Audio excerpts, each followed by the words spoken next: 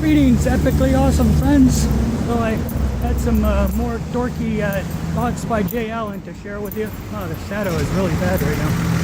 But I wanted to touch a little bit more on on words, but more specifically on my love-hate relationship with the word dork. The word dork. You see, I never really liked that word ever since I was a little kid, and seeing the movie. I'm sure you can't see me very well, but I'm trying here. So ever since the movie Heavy Metal, I've had a really hard time with the word dork and using the word dork. But I always like to choose my words carefully. You see, whenever I put out a word into the world, every word that I use, I try to be real careful and cautious about every single word that I use. So I put a lot of thought into the words that I select and I share with you guys, and put a lot of thought into the selection of dork. And ever since I saw the movie Heavy Metal, I've really and that's not a movie kids should watch for sure, but somehow when I was a little kid I saw the movie because all the epic imagery of that movie just really drew me in. Oh, here I am in a dork again. All the epic imagery of that movie really drew me in, so I watched that movie, and pretty much the only thing I remember about that movie is this guy saying something about the word dork and using it in a way that just just not very nice. So I've never liked that word, but at the same time, I feel that words, words that describe a certain demographic, people will take these ugly words, like even uglier words than the word dork, and they'll use them, and they'll salvage those words. They'll take these words and they'll salvage them, and they'll make them something empowering and meaningful, and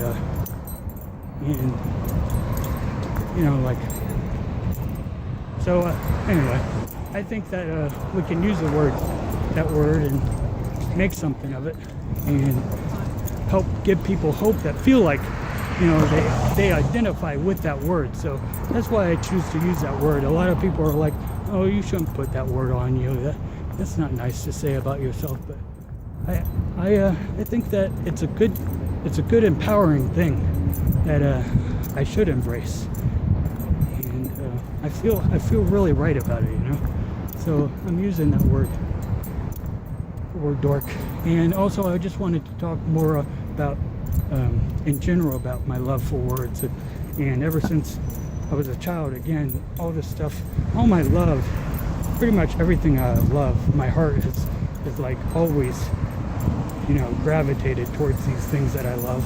And sometimes my brain wouldn't realize what my heart loves, and it wouldn't, like, I've always loved the 1800s, but it took my brain a really long time to realize just how much I love 1800 style and the aesthetics, like brass and copper and everything, all the industrial stuff of the 1800s, everything.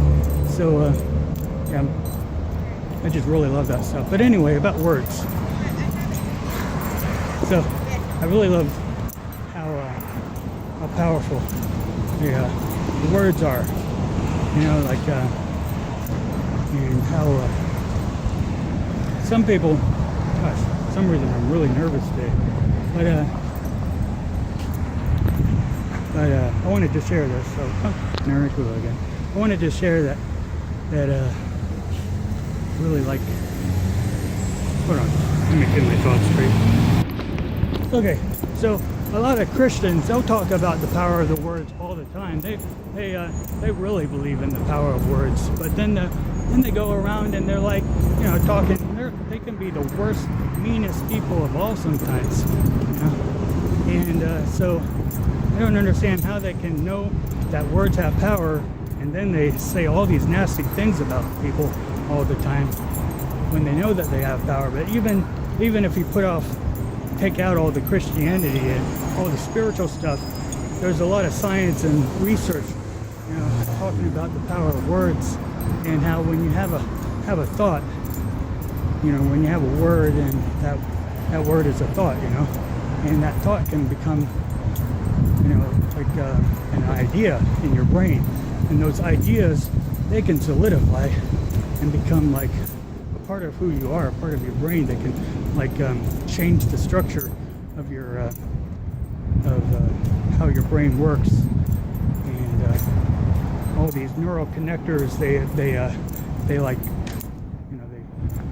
these ideas transform, and they bring these solidified ideas and beliefs, and just who you are. It becomes who you are in a physical way, and that has a big impact on how you act and how you perceive life and how you treat others, and it causes a ripple effect, all because of words.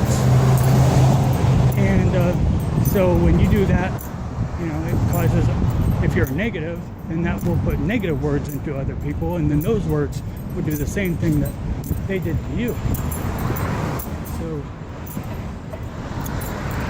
So it's when you try to change these words, when you try to change these thoughts, you're ripping out all these neural connectors, and it can be painful. It's like going through real withdrawals. It's like an addiction. Like someone's really addicted to depression.